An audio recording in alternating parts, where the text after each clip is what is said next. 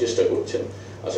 গণমাধ্যম সংস্কার কমিশনের প্রতিবেদন নিয়ে সকালে ব্রডকাস্ট জার্নালিস্ট সেন্টার বিজেসি আয়োজিত সেমিনারে অংশ নেন প্রধান উপদেষ্টার প্রেস সচিব, গণমাধ্যম সংস্কার কমিশনের সদস্য এবং গণমাধ্যম ব্যক্তিত্বরা।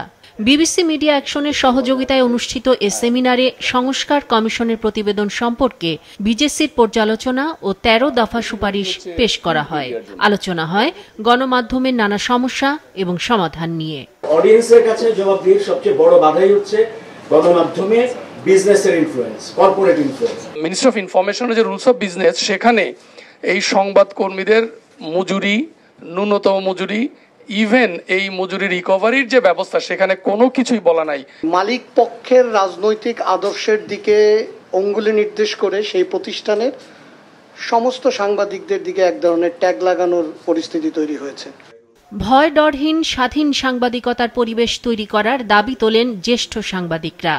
কয়টা টেলিভিশনের জব ডেসক্রিপশন আছে, সার্ভিস রুল আছে, বা চাকরি গেলে কি বেনিফিট পাবে, টেলিভিশনে লাইসেন্স দেয়া হবে, সেই লাইসেন্সের প্রক্রিয়াটা কি হতে পারে, এবং সেই যে টেলিভিশনটি চলবে, টেলিভিশন চলার পরিচালনা পর্ষদ একটি তৈরি হতে পারে, সেটা একটি সরকার নীতিমালা করে দিতে পারে। আগে সাংবাদিকদের নিজেদের ঠিক করা উচিত যে আমরা কাদের জন্য কাজ করি, সাংবাদিকদের বিভিন্ন প্ল্যাটফর্মকে এটার জন্য ব্যবহার করব কিনা। গণমাধ্যম সংস্কার কমিশনের মূল প্রতিবেদন ছাড়াও এখনই বাস্তবায়নযোগ্য 15টি সুপারিশের সংক্ষিপ্ত প্রতিবেদন বাস্তবায়নের উদ্যোগ না নেয়ায় হতাশা জানান কমিশনের 2 সদস্য। যেটুকু আমরা দিয়েছি, সরকার সেটুকু অ্যাটলিস্ট প্রায়োরিটি বেসিস কিছু বাস্তবায়ন যদি করত, উদ্যোগ যদি নিত, তাহলে হয়তো বা সংস্কার কমিশন নিয়েও মানুষের মধ্যে এত দ্বিধা সন্দেহ কাজ করত না। আমাদের মধ্যে যখন কোনো ভুল থাকবে না, অপতথ্য থাকবে না, আমাদেরকে যখন কেনা যাবে না, তখন আমাদের কথা শুনতে সবাই বাধ্য হবে।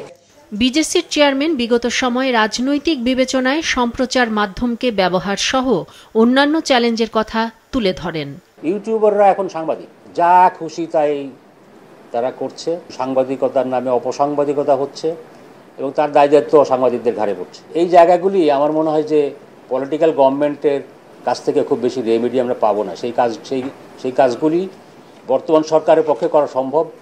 স্বাধীন সাংবাদিকতাকে প্রাতিষ্ঠানিক রূপ দিতে সরকার কাজ করছে জানিয়ে প্রধান উপদেষ্টার প্রেস সচিব অতীতের মতো কোনো গোয়েন্দা সংস্থা যেন গণমাধ্যমে হস্তক্ষেপ করতে না পারে, সেজন্য সবাইকে সতর্ক থাকার আহ্বান জানান।